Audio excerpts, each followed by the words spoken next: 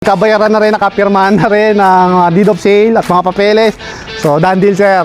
Done deal. Pero hindi guys, for today's video, papunta na yung bibili ng ating Honda Navi. Malapit na sila kasi galing sila ng Obando pa. Guys, hindi alam nung bibili sa atin na siyempre dahil sa atin siya bumili ng ating Honda Navi, kukumpletohin na natin. Bibigyan natin siya ng ano guys, ng jacket. Ayan, which is ito, sinut ko lang to. Bibigyan natin siya ng jacket.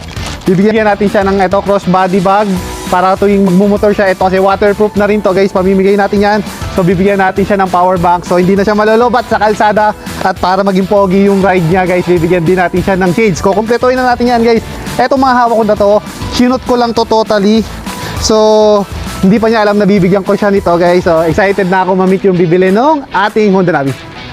Ayan guys, mukhang eto na yata sila. Ayan, buti nakita nyo kaagad. Ayan, Billy, okay. So eto si Sir Billy yung kukuha ng ating Honda Navi guys. So sige, ayusin muna namin. Ayusin ka na bro.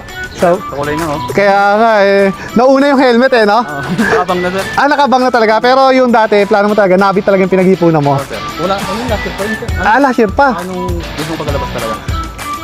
Swerte mo, nakita mo yung post ko kahit sobrang ang dami nag-chat nun. Kung alam mo lang. So, ilalabas natin yung Navi. Wait lang. Hindi ba? Eto na. Papogi nito, sir. Tignan mo naman. No. Grabe. Tignan mo naman. Sige, stand natin. Yeah! So, ayun o. Tetestingin muna ni first start ni Idol. So, tetestingin muna niya yung ayun. Ayun o, unang start ng Honda Navi. So, tetestingin muna ni Idol. Grabe, pogi niya sa kalsada. Oo, kaya sa kanya ko binigay kasi sabi niya, pinapanood niya yung mga content ko eh. Ano masasabi mo, sir? Yeah, pero okay. So, ayun guys, nagbayad na si sir sa atin at ngayon, pirmahan na lang ng deed of sale at mga ID. So ayun guys, nagkasundo na kami ni sir, nagkabayaran na rin, nakapirmahan na rin ng deed of sale at mga papeles. So done deal sir, done deal. Pero hindi pa tapos yan dyan dahil si sir nakakuha ng Navi natin guys. Meron pa tayong pa-surprise kay sir dyan. Siyempre, kailangan ko kompletuhin natin yan. Hindi alam ni Idol na meron siyang surprise sa atin guys. So, salamin para pag nagra-ride ka, iwas ilaw at hindi ka na malolobat. May dala din power bank yan.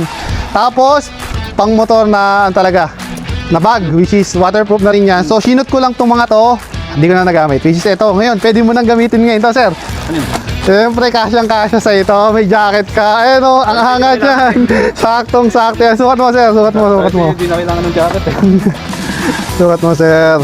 So, assuming bag mo, sir, para black and white combination din yan. So, sinut ko lang totally yan ng isang beses. And then, hindi na nagamit.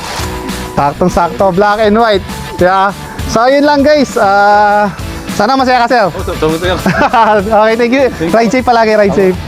And guys, inaayos lang ni Idol Billy yung kanyang magamit. Uuwi na rin sila pa Obando. Ayun, grabe.